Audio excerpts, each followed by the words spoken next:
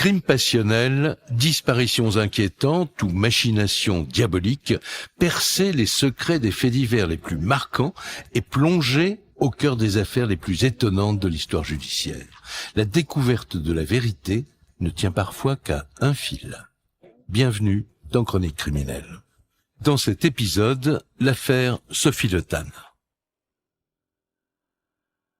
En ce jour de septembre 2018, Sophie Le Tan est heureuse. L'étudiante va en effet visiter un appartement en location, le tout premier de sa jeune vie d'adulte. Et puis, c'est son anniversaire aujourd'hui. Elle doit retrouver sa famille pour célébrer l'événement. Alors elle presse le pas. Mais elle n'arrivera jamais à la fête. Son corps, atrocement mutilé, sera retrouvé dans un bois recouvert de branchages. Les enquêteurs concentrent leurs investigations sur l'appartement que la jeune fille devait visiter, et surtout sur l'homme qui a publié l'annonce. Et ils vont rapidement découvrir un personnage au profil très inquiétant. Que s'est-il passé? Réponse tout de suite dans ce nouveau podcast de Chroniques criminelles. 7 septembre 2018. Il est 9 heures quand une jeune femme se rend à un rendez-vous pour visiter un appartement. Elle patiente en bas d'un immeuble.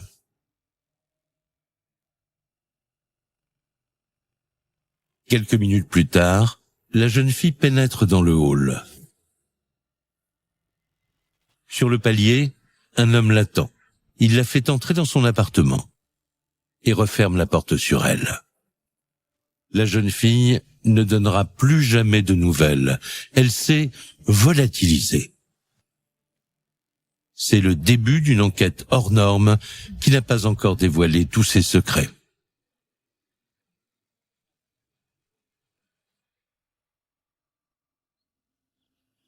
Tout commence à la rentrée de septembre 2018 en Alsace.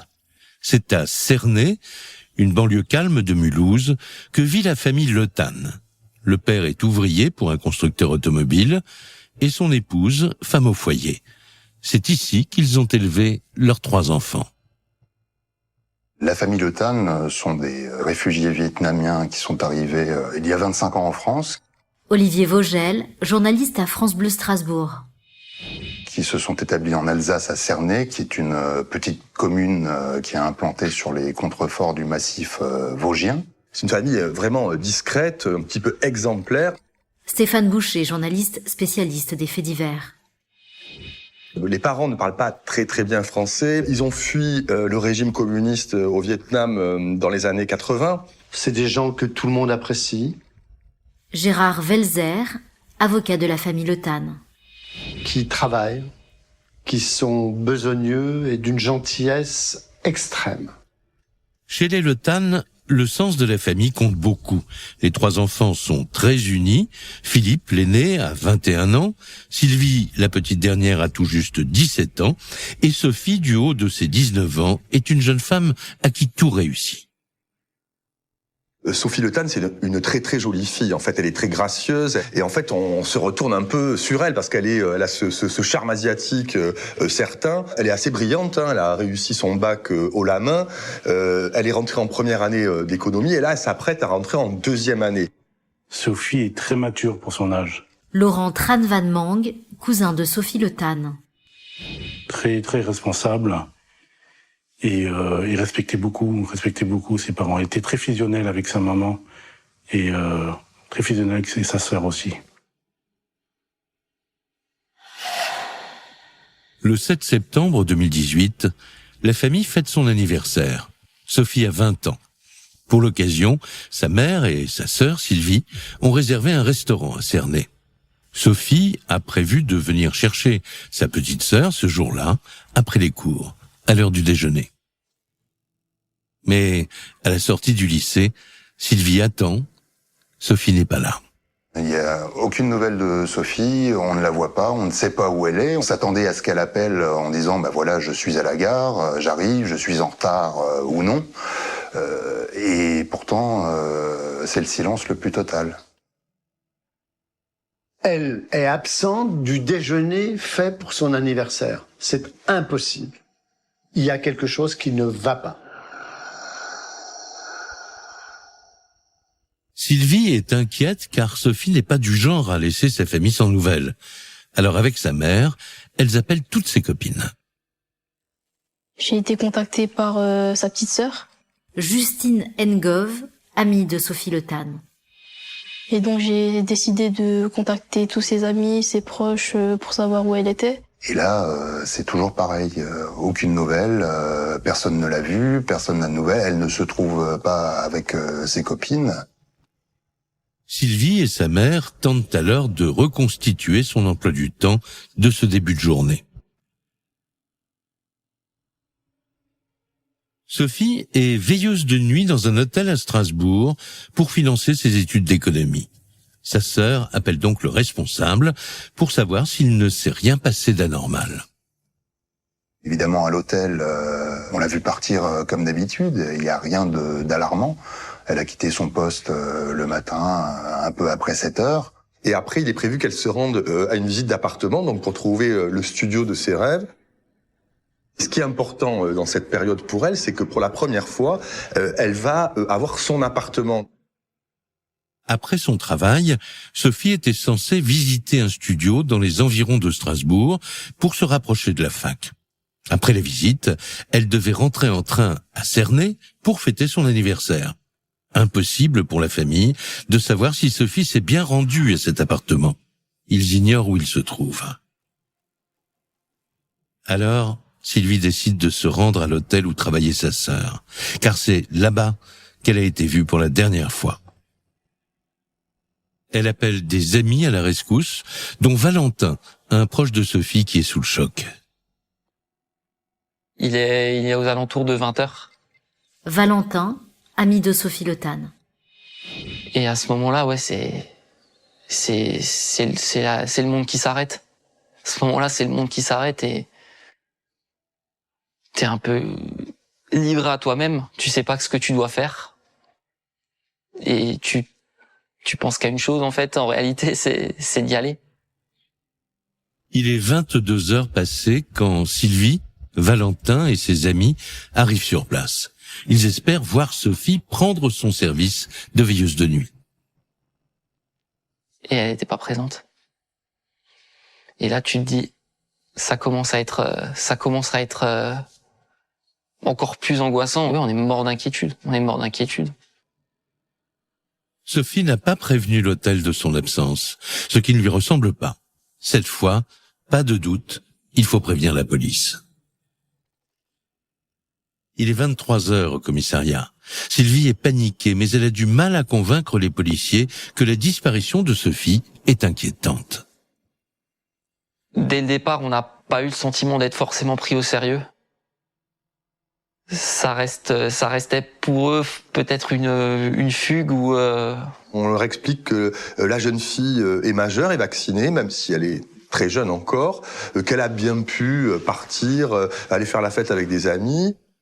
Alors que Sophie a disparu depuis maintenant 12 heures, la police ne déclenche pas encore d'enquête. Les proches sont anéantis, car, selon eux, Sophie n'a pas pu disparaître volontairement.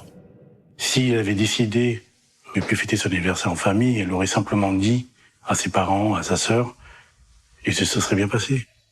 La famille Le Tan s'apprête à passer une première nuit sans Sophie. Une terrible épreuve, car ils imaginent le pire. La famille vit un cauchemar au fil des heures. La détresse, la peine est très perceptible dans la maison. La panique également. Ils se sentent impuissants, ils ne savent pas quoi faire. La nuit, elle a été très courte. Trop de tension. J'ai souvenir que je lui ai fait un cadeau pour son anniversaire. Et j'ai dormi avec. J'ai dormi avec ce cadeau parce que je me suis dit c'est peut-être quelque chose qui peut me relier à elle.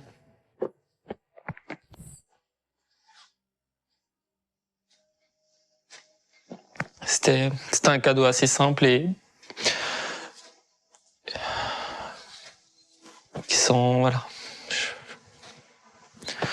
qui montrait juste l'affection que j'avais pour elle.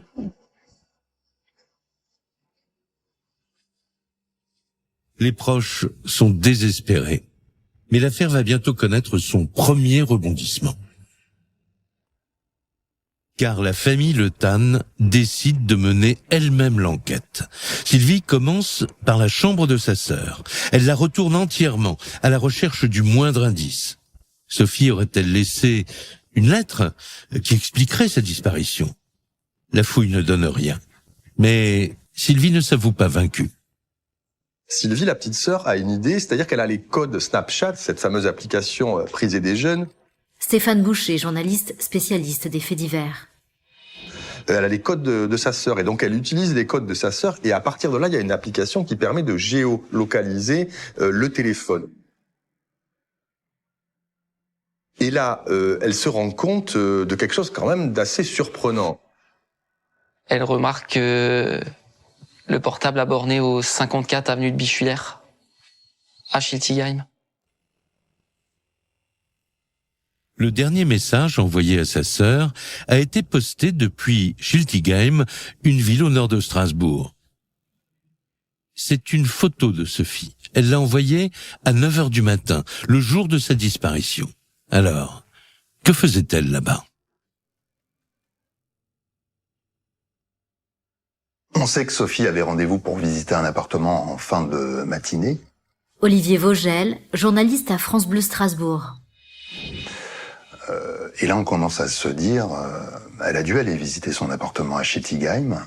Peut-être qu'il s'est passé quelque chose autour de la visite de cet appartement.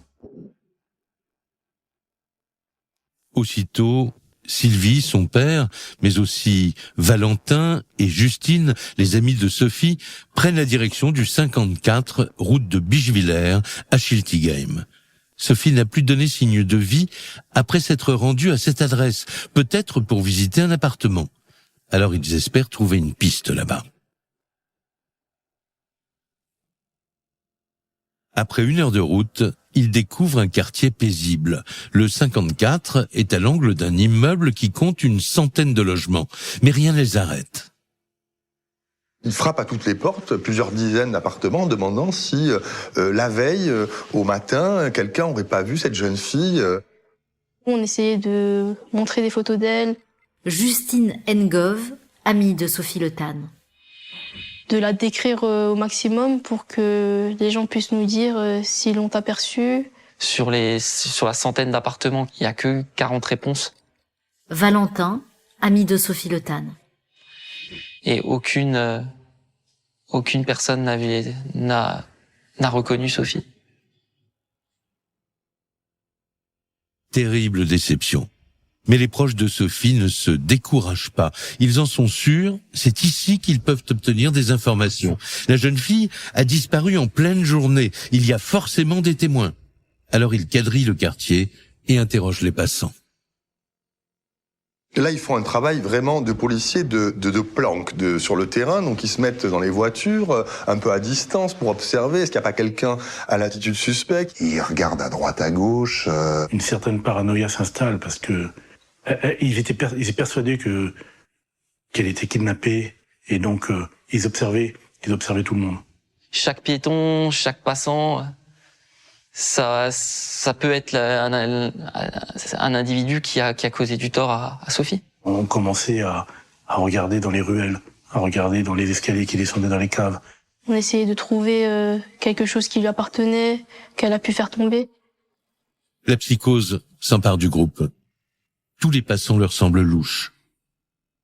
Mais rien ne les mène sur la piste de Sophie. La famille rentre à Cernay, livrée à elle-même. Mais Sylvie ne baisse pas les bras. Elle décide d'élargir les recherches et sa ténacité commence à porter ses fruits. Elle alerte tout le monde de la disparition de Sophie. La sœur de Sophie Le Tan diffuse sur les réseaux sociaux un véritable avis de recherche. Elle explique que le dernier signe qu'on a d'elle, c'est un échange téléphonique le matin à cet endroit, la fameuse route de Bischwiller. Donc ils sont rivés à leur écran en espérant que quelqu'un l'aura aperçu. Cet avis de recherche représente pour Sylvie la dernière chance d'avoir des nouvelles de sa sœur. Et moins de 24 heures plus tard, Il y a un retour, quelque chose d'inespéré quant aux informations. Il y a deux messages de jeunes filles, des étudiantes à Strasbourg, comme Sophie, et ce qui est contenu dans ces messages va véritablement donner une autre dimension à cette histoire. la première jeune fille explique à Sylvie que l'adresse mentionnée sur l'avis de recherche l'a intriguée, car elle aussi devait visiter un appartement dans ce quartier, juste à côté de l'immeuble où s'est rendue Sophie. Or, ce témoin fait un récit troublant. Elle avait rendez-vous avec un propriétaire qui s'est montré très insistant au téléphone. Mais une fois sur place, Cette jeune fille raconte qu'elle s'est présentée avec son petit ami, elle n'y a pas été seule. Gérard Velzer, avocat de la famille Le Tan. Qu'elle s'est présentée, qu'elle a sonné, qu'elle a essayé de trouver. Personne ne lui a répondu. La porte est restée fermée. ce premier témoignage inquiète Sylvie. Et le deuxième message ne la rassure pas non plus. Une autre jeune femme évoque elle aussi un rendez-vous à la même adresse. Là encore, le propriétaire s'était montré pressant et même scénario, il lui fait faux bond. Sauf que la jeune fille, cette fois, ne se laisse pas faire. Elle est très énervée, elle lui renvoie des messages, des SMS, en disant « mais je suis pas contente du tout, on avait prévu de visiter l'appartement à telle et telle heure, vous n'êtes pas là, vous me prenez pour qui ?» Après avoir abreuvé d'injures son interlocuteur par message interposé, celui-ci a repris contact avec elle, en réinsistant de manière un peu lourdingue, je dirais, pour réobtenir un rendez-vous. Et là, la jeune fille a senti une sorte d'intuition. Elle s'est dit, mais ce type, il est un peu bizarre, et elle n'a pas donné suite. Pourquoi on n'avait pas ouvert la porte à l'une qui était accompagnée de son ami? Pourquoi on n'avait pas ouvert la porte à l'autre? Pourquoi Sophie, elle, ayant rendez-vous là, ne donne plus signe de vie? La panique, petit à petit, s'empare de Sylvie et de sa famille. Pour la famille, ce mystérieux propriétaire a un comportement bizarre. Aussitôt, Sylvie demande aux jeunes filles de se rendre au commissariat pour témoigner. Elle espère être enfin prise au sérieux. Cela fait maintenant 3 jours que Sophie a disparu. Et cette fois, au commissariat, l'ambiance est tout autre. Les policiers entendent les 2 étudiantes et ils déclenchent immédiatement une enquête pour disparition inquiétante. Cette annonce immobilière sent en effet le piège tendu par un seul homme. Alors il confronte la téléphonie des 3 jeunes femmes. On se rend compte en remontant les lignes téléphoniques de ces 3 filles Stéphane Boucher, journaliste spécialiste des faits divers. qu'elles n'ont pas été en contact avec le même numéro téléphonique, en fait, que chacune avait contact avec un numéro différent. Et ces numéros étaient des cartes prépayées. On n'arrive pas à mettre un nom sur les numéros de téléphone, Olivier Vogel, journaliste à France Bleu Strasbourg. comme si ce loueur, justement, avait cherché à dissimuler son identité. Ce sont les voyous qui font cela. Quelqu'un qui veut cacher son numéro, alors que normalement cette personne est là pour louer un appartement. Pourquoi ce loueur prend-il autant de précautions pour dissimuler son identité ? Pour tenter d'identifier ce mystérieux propriétaire, les policiers expertisent toutes les lignes prépayées qui ont servi à contacter les 3 jeunes filles. Ils analysent, ils appellent, ils attendent. Laurent Tran Van Mang, cousin de Sophie Le Tan. En espérant qu'il y ait également un signal qui s'effectue parmi ces numéros-là. Et quelques jours plus tard, miracle, un de ces téléphones est réactivé. Et réactivé avec une puce qui, elle, est identifiable. Et l'enquête connaît un rebondissement spectaculaire. Le 15 septembre, une semaine après la disparition de Sophie, l'homme caché derrière ces numéros anonymes utilise cette fois sa propre puce. Les enquêteurs ont enfin un nom. Un certain Jean-Marc Reiser, un sexagénaire a priori bien paisible. Jean-Marc Reiser, c'est quelqu'un qui est à l'aube de ses 60 ans. Pierre Giuriato, avocat de la défense. Et au chômage. Ce qui est assez étonnant, assez paradoxal, que malgré le fait qu'il soit au chômage, il poursuit donc des études. Et après une maîtrise en archéologie, il s'est lancé également dans une licence d'histoire de l'art. Il a une petite fille dont il s'occupe, même s'il n'habite pas avec la mère, ce qui n'est pas si rare. Éric Braun, avocat de la défense. Il a comme loisir la randonnée dans les Vosges, dans la forêt des Vosges qu'il connaît bien, puisque son père était garde forestier. Donc c'est un domaine qu'il connaît, qu'il parcourt, qu'il pratique, qu'il aime. C'est plutôt sain. On va se rendre compte quand même que c'est un petit peu, au premier abord, monsieur Tout-le-Monde. Mais derrière cette image un peu lisse, les enquêteurs découvrent un homme bien connu de leur service. Monsieur Reiser, connu. Connu pourquoi? Condamné avec un casier judiciaire, avec plusieurs condamnations à son casier. Là, les enquêteurs se disent, on a une piste sérieuse. On va aller voir ce monsieur. Jean-Marc Reiser est dans leur collimateur, car il n'est pas fiché pour des petits larcins, mais pour des faits bien plus graves, des crimes sexuels. Et coïncidence troublante, il habite à Schiltigheim, au 1 rue Perle, juste en face de l'immeuble où Sophie avait rendez-vous. Jean-Marc Reiser devient le suspect numéro 1. Il faut l'arrêter au plus vite. Pour être sûr de ne pas le rater, ce sont les policiers d'élite de la BRI, la brigade de recherche et d'intervention, qui se mettent en chasse. Grâce à son téléphone, ils le localisent dans la banlieue sud de Strasbourg. Les policiers ne veulent prendre aucun risque. L'homme peut se montrer menaçant. La BRI, en nombre assez important, parce qu'elle sait que M. Reiser, c'est quelqu'un de très dangereux. La police va le suivre en voiture. C'est un peu les cow-boys de la PJ, et le fait de mettre la BRI sur le coup, ça veut dire qu'ils s'attendent quand même à avoir un sérieux client face à eux quand ils devront l'interroger. Il fait déjà nuit quand la brigade le prend en filature. Et vers 22h30, la BRI passe à l'action. Jean-Marc Reiser est cerné. Il est sorti de son véhicule et immédiatement menotté.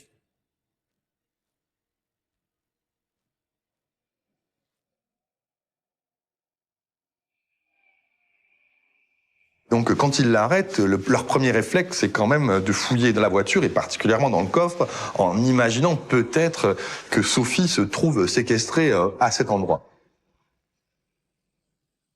Mais à l'ouverture du coffre, aucune trace de Sophie.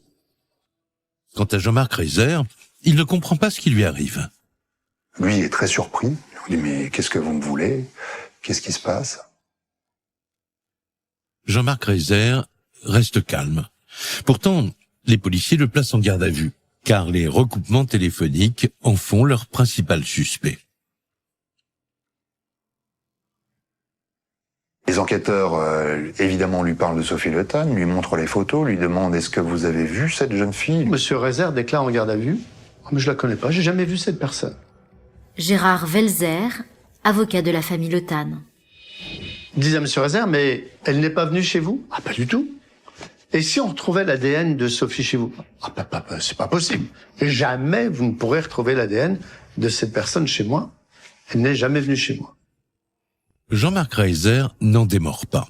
Il affirme n'avoir jamais croisé Sophie Le Tan et ne comprend pas de quoi on l'accuse. Pourtant, les enquêteurs poursuivent leur interrogatoire car ils veulent savoir: a-t-il un alibi solide pour cette journée du vendredi 7 septembre, jour de la disparition de Sophie? Face aux questions des enquêteurs, il est très serein. Il dit j'étais dans le coin. En fait, il est possible que j'ai été faire des courses. En tout cas, je n'ai rien à voir avec cette histoire. Jean-Marc Reiser n'a pas d'alibi. Les enquêteurs insistent. N'a-t-il pas donné rendez-vous à Sophie pour une visite d'appartement? Mais là encore, il affirme ne pas connaître la jeune femme. Alors les policiers persistent. Avez-vous au moins diffusé des annonces immobilières durant cette période? Jamais je passe d'annonce. Jamais. Il n'a rien à voir avec cette affaire. Olivier Vogel, journaliste à France Bleu Strasbourg. Il ne sait pas de quoi on lui parle. Il est complètement étranger à tout ça. Il commence à dire que est-ce que c'est pas son Stéphane Boucher, journaliste spécialiste des faits divers. passé judiciaire qui plaide contre lui? Est-ce qu'il n'a pas la tête de l'emploi? Est-ce que ce serait pas le coupable idéal par rapport à son passé? Jean-Marc Reiser nie toute implication dans la disparition de Sophie. Mais les policiers ne sont pas convaincus, car ils ont affaire à un homme qui est bien connu de la justice. Alors, qui est vraiment Jean-Marc Reiser? Aurait-il pu s'en prendre à Sophie Le Tan? Pour le savoir, les enquêteurs décident de remonter dans le temps pour fouiller son passé. Et voilà ce qu'ils découvrent. 20 ans plus tôt, en juin 1997, Jean-Marc Reiser a alors 37 ans. Nous sommes à Pontarlier, dans le Doubs. Il est à bord de son véhicule quand les douanes volantes l'interpellent pour un contrôle de routine. Ils ouvrent son coffre et là, ils tombent sur un véritable arsenal. Un fusil à pompe, un pistolet. Des cordelettes qui pourraient éventuellement servir à ligoter quelqu'un, un scalpel, une cagoule. Des stupéfiants, des anesthésiants. Et les découvertes des douaniers ne s'arrêtent pas là. Il y a quelque chose de vraiment très inquiétant, c'est qu'on retrouve un lot de photos représentant des jeunes femmes dénudées, visiblement peut-être droguées, à qui on fait subir des sévices sexuels. Avec des objets dans des positions très humiliantes, mais ce qui est surtout très étrange, c'est que ces jeunes femmes semblent inconscientes. On a même l'impression qu'elles sont mortes quand on découvre les clichés. Pour ces policiers, on peut se demander si on n'a pas affaire à un prédateur sexuel de la pire espèce. Pour les douaniers à l'époque, le contenu de son coffre ne laisse pas de place au doute. Jean-Marc Reiser détient l'équipement d'un possible violeur en série. Ils préviennent donc la police de Besançon et il est aussitôt placé en garde à vue. Les hommes de la PJ le somment de s'expliquer. Qui sont ces femmes sur les clichés? Ont-elles été droguées et violées? Et Jean-Marc Reiser a une bonne explication. Jean-Marc Reiser va indiquer qu'il s'agit de mise en scène artistique. Éric Braun, avocat de Jean-Marc Reiser. Réalisée avec des prostituées des pays de l'Est et bien évidemment avec leur consentement. Alors lui dit, effectivement, j'ai des fantasmes, j'adore faire l'amour avec des prostituées dans des positions très humiliantes, ça m'excite beaucoup. Les enquêteurs doutent de cette version, car ces femmes paraissent inconscientes. Cela ne ressemble pas à un simple jeu sexuel. Pour en avoir le cœur net, ils veulent donc les identifier au plus vite. Mais Jean-Marc Reiser affirme ne plus se souvenir de l'identité de ces prostituées. Alors les enquêteurs convoquent les ex-petites amies pour en savoir plus sur la personnalité de leurs suspects.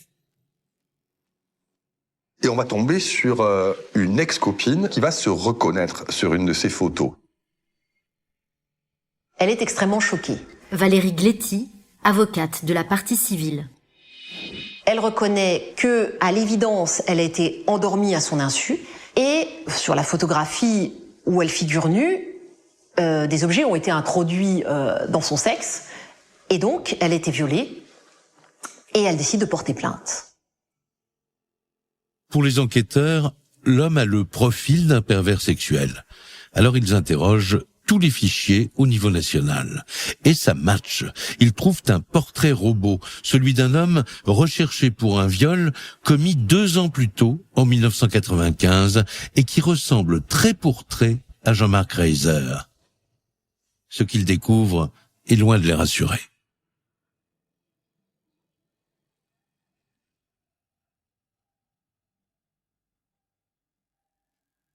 Cette fois, nous sommes à l'été 1995, dans les Landes. Une femme arrive à la gendarmerie dans tous ses états. C'est une touriste allemande et elle veut porter plainte pour viol. Ce soir-là, elle fait du stop. Un véhicule s'arrête. Cet homme la prend en stop et prend un chemin détourné dans la forêt de Pin-des-Landes. Celui-ci, au bout de quelques kilomètres, sous prétexte d'un besoin urgent, s'est arrêté. Et là, complètement changé, ou aurait complètement changé de personnalité, de caractère, et l'aurait agressé. Et là, il sort un cutter, il menace la jeune fille qui est violée. Pendant de longues minutes, le violeur s'acharne sur sa victime. Elle explique vouloir crier à l'aide, mais elle est coincée dans la voiture, garée le long d'un chemin désert, et son violeur se fait de plus en plus agressif. Elle n'a rien pu faire. Elle a véritablement eu peur pour sa vie. Elle était persuadée que si elle ne collaborait pas, si elle ne se laissait pas faire, il risquait de l'égorger et donc de la tuer. Son agresseur lui laisse la vie sauve. Elle se rend aussitôt à la gendarmerie pour faire une description détaillée de son violeur. Mais on ne retrouvera pas sa trace. Alors, 2 ans plus tard, lorsqu'en 1997, à Besançon, les policiers découvrent que le portrait robot du violeur correspond à Jean-Marc Reiser, l'affaire est relancée. La touriste allemande est convoquée à nouveau au commissariat. On va faire un tapissage, comme on dit, et donc elle va reconnaître formellement son agresseur comme étant Jean-Marc Reiser. Jean-Marc Reiser est mis en examen pour viol, mais il clame son innocence. Jean-Marc Reiser, de son côté, a toujours nié être l'agresseur de cette jeune femme. Mais pour les enquêteurs de Besançon, en 1997, leur suspect a bien le profil d'un pervers dangereux. Alors, ils enquêtent sur ses pratiques sexuelles. C'est un homme à femme à conquête. Ça, il a une certaine prestance, c'est un individu viril, il plaît. On lui dénombre depuis sa jeunesse pas moins d'une vingtaine de relations plus ou moins étroites. Stéphane Boucher, journaliste spécialiste des faits divers. Avec certaines jeunes femmes, donc on va les passer toutes en revue, toutes les interroger. Au fil des auditions de ses ex-compagnes, les enquêteurs sont stupéfaits. Il se dessine en creux le portrait d'un homme très inquiétant. Toutes sont d'accord pour dire que c'est un individu extrêmement violent, extrêmement impulsif. Certaines de ses compagnes diront qu'il pouvait lancer un verre à la figure, enfin avoir des pulsions de violence qui étaient quand même assez effrayantes. Et dont une qui dit qu'elle a eu 18 points de suture suite à une dispute assez violente. Une autre de ses compagnes va indiquer que, là encore, au moment de la rupture, les choses s'étaient mal passées, en ce qu'elle aurait été, sous la menace d'une arme, ligotée en forêt et passée à tabac par Jean-Marc Reiser. Qu'il aurait fait subir des violences pendant plusieurs heures. Enfin, c'était vraiment un film d'horreur. Et donc, elle a pensé, cette jeune femme, que sa dernière heure était arrivée aussi.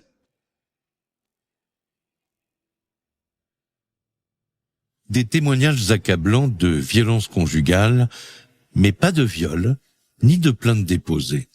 Là encore, Jean-Marc Reiser nie tout en bloc. Alors, les enquêteurs poursuivent leurs investigations, et ils découvrent que leur suspect a une double personnalité. Elles vont toutes confirmer qu'elles n'ont pas été violées. Ce qui ressort de cette enquête sur sa vie sexuelle, c'est que c'est pas l'amante du siècle. Les différentes jeunes femmes le décrivent un peu paresseux. Olivier Vogel, journaliste à France Bleu Strasbourg. Un peu plan-plan, entre guillemets, plutôt pantouflard dans ces situations-là, sous son toit, dans un contexte conjugal. Les enquêteurs sont troublés, car la description de sa vie intime ne correspond pas aux photos retrouvées dans son coffre, ni au viol dont on l'accuse. Alors, qui est vraiment Jean-Marc Reiser ? Les enquêteurs se demandent si on n'a pas affaire à quelqu'un au double visage, qui aurait une vie sexuelle totalement classique, pour ne pas dire banale d'un côté, et qui, mis dans un autre contexte, pourrait être sujet à des pulsions totalement inavouables. Pour les policiers, l'enquête est bouclée. Jean-Marc Reiser ne peut assouvir sa sexualité que dans la réalisation de fantasmes extrêmement violents. Il est renvoyé aux assises en 2001, 4 ans après son arrestation par les douanes, et il est condamné à 15 ans de réclusion criminelle pour 2 viols, celui de son ex-compagne, identifié sur une photo pornographique, et celui de la touriste allemande. Retour en septembre 2018. À la lecture du dossier Reiser, les policiers de Strasbourg qui enquêtent sur la disparition de Sophie Le Tan se posent une question. Leur suspect n'a-t-il pas le profil d'un pervers qui aurait tenté de piéger des jeunes filles avec de fausses annonces immobilières? Et leurs soupçons sont relancés lorsqu'ils découvrent que Jean-Marc Reiser a aussi été impliqué dans une autre affaire de disparition à Strasbourg, bien avant sa condamnation pour viol. Le 8 septembre 1987, une jeune femme de 23 ans se volatilise. Elle s'appelle Françoise Aumann. Elle est vendeuse d'électroménager à domicile. Françoise Aumann travaille donc depuis quelques jours, elle travaille pour une marque d'aspirateurs. Valérie Gletti, avocate de la famille Aumann. Et fait du porte-à-porte, ce qui était très répandu dans ces années-là. Ce jour-là, elle est donc dans le quartier de Haute-Pierre à Strasbourg, qui est un quartier avec de nombreux immeubles. Ensuite, Françoise Aumann disparaît sans laisser aucune trace. La police ouvre une enquête et reconstitue la dernière journée de Françoise. Tout part de cet immeuble dans lequel elle prospectait. Aurait-elle fait une mauvaise rencontre? La police va interroger Éric Braun, avocat de Jean-Marc Reiser. les voisins un peu dans l'ordre dans lesquels les visites se sont effectuées. Il sonne à toutes les portes. Isabelle Aumann, sœur de Françoise Aumann. Et l'une dame qui habitait au rez-de-chaussée dit avoir vu ma sœur discuter avec son voisin aux alentours de 17h30, 18h. La dernière personne qui a été démarchée et chez qui François s'est rendu pour faire sa démonstration d'aspirateur n'est autre que monsieur Jean-Marc Reiser. Cette voisine de l'époque est formelle. Elle a vu rentrer Françoise chez Jean-Marc Reiser. Pour les enquêteurs, tout indique donc qu'il est le dernier à l'avoir vue vivante. Il est convoqué au commissariat et voici ce qu'il raconte aux policiers. Il a bien reçu Françoise pour une démonstration, mais elle serait repartie vers 18h15. Ensuite, il ne l'aurait jamais recroisée. Les enquêteurs poursuivent leurs investigations. Ils perquisitionnent l'appartement de Jean-Marc Reiser. Pendant cette perquisition, ils n'y retrouvent ni le matériel, ni le corps, ni de traces de sang, rien qui puisse faire qu'on puisse l'accuser. Malgré tout, l'audition se poursuit et pour preuve de son innocence, Jean-Marc Reiser dispose d'un témoin clé. Sa compagne, qui, dit-elle, ne l'a pas quitté de la soirée. L'enquête sur la disparition de Françoise Aumann va durer des années, sans succès. Jusqu'au jour où l'alibi de Jean-Marc Reiser s'effondre. Sa compagne a menti, elle se rétracte. Il est renvoyé aux assises pour meurtre. Nous, on est persuadés que Jean-Marc Reiser a tué ma sœur. Là, c'est dur, c'est très dur. Et j'entends encore papa qui criait dans la salle « Vous êtes le diable, vous êtes le diable ». Les débats sont intenses. Jean-Marc Reiser clame toujours son innocence. Et lorsque le jury rend son verdict, c'est la stupéfaction dans la salle d'audience. Reiser, au terme du procès en cour d'assises dans l'affaire Aumann, est acquitté. Cet acquittement implique qu'il est reconnu innocent. Valérie Gletti, avocate de la famille Aumann. C'est-à-dire que officiellement et définitivement, Jean-Marc Reiser est lavé de tout soupçon sur la disparition de Françoise Aumann et qu'on ne pourra jamais remettre en cause cette innocence.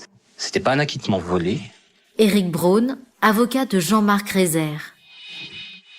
Ce dossier était vide, ou en tout cas insuffisant, pour rattacher Jean-Marc Reiser à la disparition de Françoise Aumann.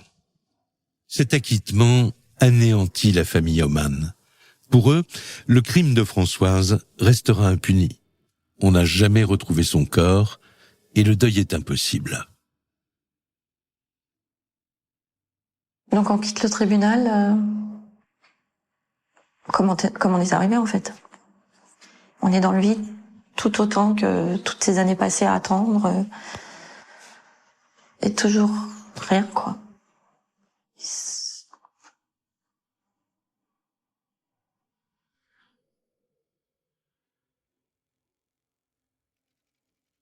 Retour en 2018. Après avoir épluché tout le passé judiciaire de Jean-Marc Reiser, les enquêteurs de Strasbourg sont troublés par la personnalité de leur suspect. Il y a d'abord, en 1987, la disparition mystérieuse de Françoise Oman, pour laquelle il a été acquitté en 2001. Ensuite, en 1995, il y a cette affaire de viol de la touriste allemande. Puis en 1997, la découverte des photos pornographiques et l'accusation de viol de son ex-compagne. Autant de faits criminels qui font de lui un prédateur sexuel. Alors est-il un dangereux récidiviste qui se serait acharné sur Sophie Le Tan?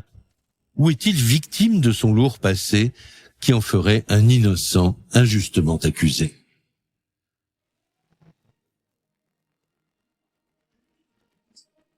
Qui est vraiment Jean-Marc Reiser, le principal suspect dans la disparition de la jeune étudiante Sophie Le Tan? Cet homme de 58 ans a déjà été impliqué dans de précédents dossiers criminels. En garde à vue, il a montré aux enquêteurs un sang-froid étonnant alors que tous les... 15 septembre 2018. Jean-Marc Reiser est en garde à vue et il nie toute implication dans la disparition de Sophie Le Tan. Alors, les enquêteurs perquisitionnent son appartement et dès leur arrivée, ils sont interpellés. Il y a quelque chose qui attire leur attention tout de suite. Stéphane Boucher, journaliste spécialiste des faits divers. C'est qu'il est situé de façon idéale. C'est une sorte de point d'observation, son appartement, par rapport à l'endroit où il est susceptible d'avoir donné rendez-vous aux 3 jeunes filles, et dont surtout à Sophie Le Tan. Et élément encore plus troublant, près de la fenêtre, on trouve une paire de jumelles. Cette paire de jumelles, à quoi elle peut servir? Est-ce qu'il observe les gens qui passent dans la rue? Olivier Vogel, journaliste à France Bleu Strasbourg. Un petit peu comme dans un mirador où on observerait son gibier. Oui, c'est quelque chose qui, évidemment, questionne les enquêteurs. Ils sont aussi intrigués par une odeur de javel. Tout est en effet d'une propreté irréprochable. Jean-Marc Reiser aurait-il cherché à effacer des preuves du passage de Sophie chez lui? Alors il passe tout l'appartement au Blue Star, un produit qui révèle les taches de sang, même nettoyées. Et là, coup de théâtre. Le produit met en évidence des traces de sang. Elles apparaissent pas n'importe où, elles apparaissent dans la salle de bain, sur le chauffe-eau et également dans la baignoire. Il y a des traces de sang. Gérard Velzer, avocat de la famille Le Tan. Dans les siphons de la salle de bain qui ont été démontés. On peut supposer qu'il y a eu une scène de violence dans cette pièce et particulièrement dans la salle de bain. Les policiers ignorent encore à qui appartiennent ces traces de sang. Elles sont donc envoyées immédiatement en analyse. Et quand le résultat tombe, l'enquête connaît un véritable rebondissement. La procureure en charge du dossier organise une conférence de presse. L'ADN de certaines traces prélevées dans cet appartement était effectivement attribué à Sophie Le Tan. Du sang de Sophie retrouvé en grande quantité, c'est une découverte de taille. Les enquêteurs en informent aussitôt la famille. Et il nous explique en gros qu'il y a peu d'espoir. Valentin, ami de Sophie Le Tan. Et qu'il faut presque se rendre à l'évidence. Que voilà. Qu'il y a peu de chances de la retrouver en vie. Et là, c'est très très dur. T'as l'impression que t'as le ciel qui tombe sur ta tête et... Un moment atroce. quelque chose d'ordre. T'as la sensation que tu vois ça dans des films, et alors que non, t'es dans la réalité. T'es dans la réalité et tu te dis, c'est un cauchemar. Les enquêteurs sont désormais persuadés de pouvoir confondre Jean-Marc Reiser. Le 5 octobre 2018, il est réentendu sur ses traces de sang. Ils veulent le mettre face à ses contradictions. Mais rien ne se passe comme prévu. Lui qui avait dit, devant la photo de Sophie, je ne la connais pas, vient dire, oui, je vous ai menti. Et donc là, il va donner une nouvelle explication. Il va dire qu'il a repéré cette jeune fille dans la rue, qui visiblement, elle s'était blessée à la main, elle saignait de la main. Et il lui a proposé de monter dans son appartement au 6e étage pour la soigner, la désinfecter. Et ensuite, elle est repartie et il ne l'a jamais revue. Et si leur suspect reconnaît avoir menti, c'est qu'il avait, selon lui, une bonne raison. Mais il se défend en disant que, vu ses antécédents, vu son casier judiciaire, il serait forcément suspecté en premier lieu, et qu'en fait il a effacé ses traces de sang pour qu'on ne le suspecte pas, parce qu'il a un peu le profil de l'emploi dans cette histoire. Il revendique haut et fort. Pierre Giuriato, avocat de Jean-Marc Reiser. Qu'il n'est pas en lien avec la disparition de Sophie Le Tan, ça c'est clair. La nouvelle version de Jean-Marc Reiser ne convainc pas les enquêteurs, mais ils n'ont pas d'éléments pour la contester. Alors, ils passent au crible son ordinateur, et l'analyse révèle qu'il a bien posté une annonce immobilière, contrairement à ce qu'il avait affirmé. Là, il leur dit, oui, j'ai posté une petite annonce, mais je suis moi-même locataire, je voulais sous-louer mon appartement, et je sais que c'est illégal de faire ça quand on est locataire, de sous-louer mon appartement, et j'ai eu peur. Donc il a décidé de ne pas répondre à ces annonces, de poser parfois même des lapins au rendez-vous qui était fixé, étant donné qu'il avait cet objectif-là de sous-louer un logement, un logement social en plus, donc il savait que c'était interdit. En audition, le prévenu répond avec aplomb. Il a toujours une explication qui tient la route. Mais il est loin de convaincre la famille.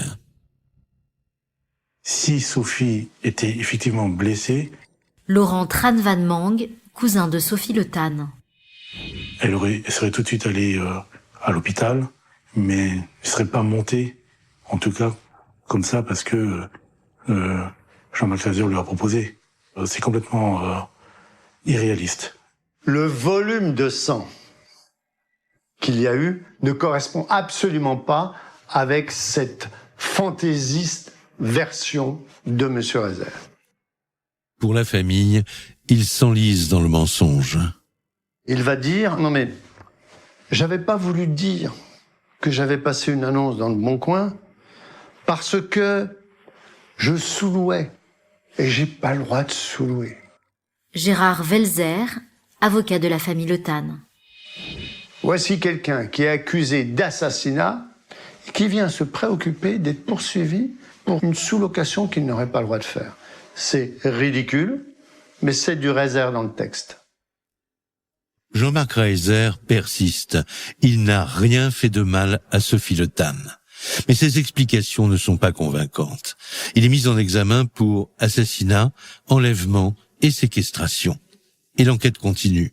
Plusieurs analyses ADN sont en cours et la police espère une preuve irréfutable. Pour la famille Le Tan, la culpabilité de Jean-Marc Reiser ne fait aucun doute. Ils imaginent même un scénario pour cette journée fatale du 7 septembre 2018, celle où Sophie s'est volatilisée. On imagine la jeune fille sortir de son travail de l'hôtel le matin, un peu après 7 heures. Elle prend le tram, elle se rend à Chitigan. Ce jour-là, Sophie doit rencontrer quelqu'un pour louer un appartement. Et donc, c'est très innocemment qu'elle se rend au point de rendez-vous. Elle échange des messages avec sa sœur Sylvie. À 9h, Sophie envoie une photo d'elle. Ce sera son dernier message. Sophie est à ce moment-là au 54 route de Bischwiller, en face de chez Jean-Marc Reiser. Et la famille en est persuadée. Depuis sa fenêtre, il l'aurait observée avec des jumelles. En fait, ces jumelles, selon les policiers, servaient à M. Reiser à choisir sa proie. Et ce jour-là, lorsque Sophie s'est présentée, visiblement, il a dû la regarder avec des jumelles. Il lui a ouvert. Sophie serait entrée dans l'immeuble, elle serait montée au 6e étage. Sur le palier, Jean-Marc Reiser. Et c'est là que Sophie serait tombée dans un piège fatal. Ce qui se dessine et ce que redoute évidemment la famille, Stéphane Boucher, journaliste spécialiste des faits divers. c'est que il s'en soit pris à la jeune fille, qu'il est peut-être drogué. On imagine qu'il n'a pas pu contrôler ses pulsions sexuelles et qu'il a voulu assouvir ses fantasmes. Et vu son profil de prédateur sexuel, on peut supposer qu'il ait abusé d'elle et qu'il se soit débarrassé d'elle, possiblement dans l'appartement. Selon la famille, après avoir tué Sophie, Jean-Marc Reiser aurait cherché à faire disparaître son corps. Il aurait ensuite nettoyé soigneusement tout son appartement.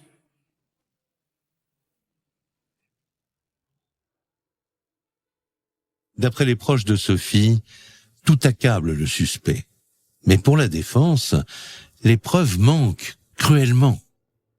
On n'a pas de corps, on n'a pas de possibilité de faire une autopsie sur ce corps. Pierre Giuriato, avocat de Jean-Marc Reiser.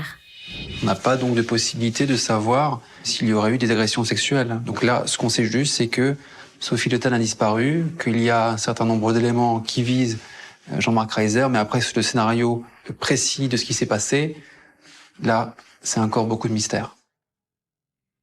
L'enquête piétine. Des indices, des soupçons, mais aucune preuve. Et un Jean-Marc Reiser sûr de lui, qui réfute un à un tous les éléments de l'accusation. Mais le jeudi 28 mars 2019, 6 mois après son arrestation, tout s'accélère. La juge d'instruction convoque Jean-Marc Reiser au palais de justice et le questionne pendant 8 heures d'affilée. Une dernière analyse ADN vient de tomber et elle est particulièrement glaçante. Pour la première fois, il n'a pas de réponse. Il semble déstabilisé. À l'extérieur du palais, la famille attend. Elle ignore ce qui est en train de se jouer. À la sortie des avocats, Valentin, ami de Sophie Le Tan. ils expliquent que dans la dernière analyse, on a retrouvé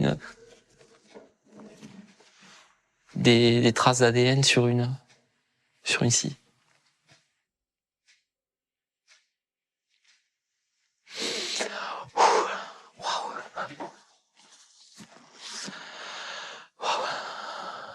C'est dur. On n'a pas 36 000 scénarios. Laurent Tran Van Mang, cousin de Sophie Le Tan. Lorsqu'on apprend qu'on trouve du sang sur une scie à métaux, c'était un énorme choc et j'ai dû l'annoncer donc au père qui était là ce soir-là. On n'imagine pas l'émotion à ce moment-là, qui est terrible, qui est tout bascule, tout tourne autour de soi. Il a dû s'asseoir, le père, parce qu'il reprenait pas ses esprits, tout simplement. Il savait très bien ce que ça voulait dire. Le père de Sophie, à ce moment-là, il est abattu. Il est abattu. Et là, ça te remet un sérieux coup sur la tête. T'es replongé dedans. Et tu craques. Tu craques. Et tu t'imagines les pires choses.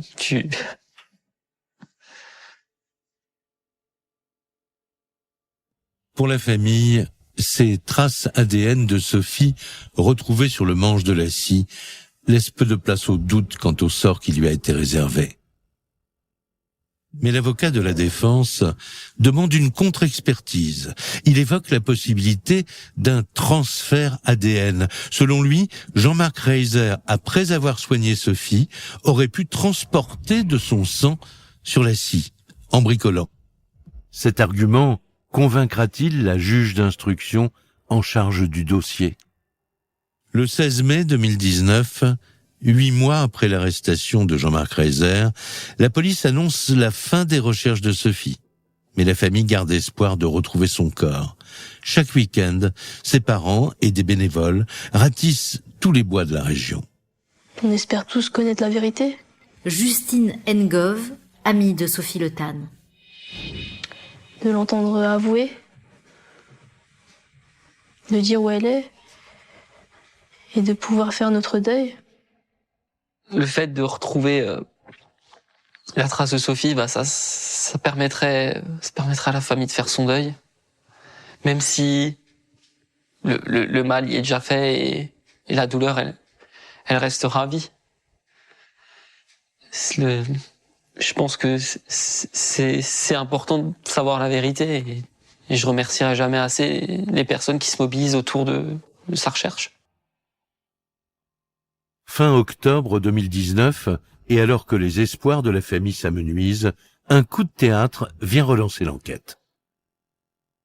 Un gendarme, se promenant dans la forêt de Rossheim, à 40 km de Strasbourg, fait une macabre découverte.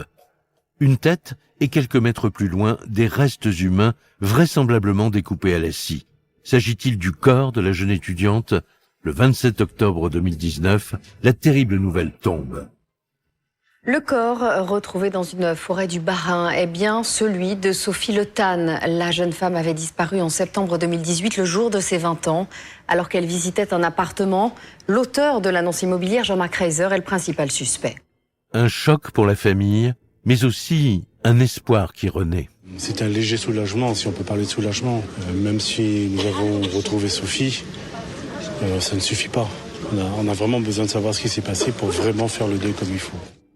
Cette découverte devrait relancer les investigations autour de Jean-Marc Reiser et permettre un renvoi aux assises pour enfin connaître la vérité.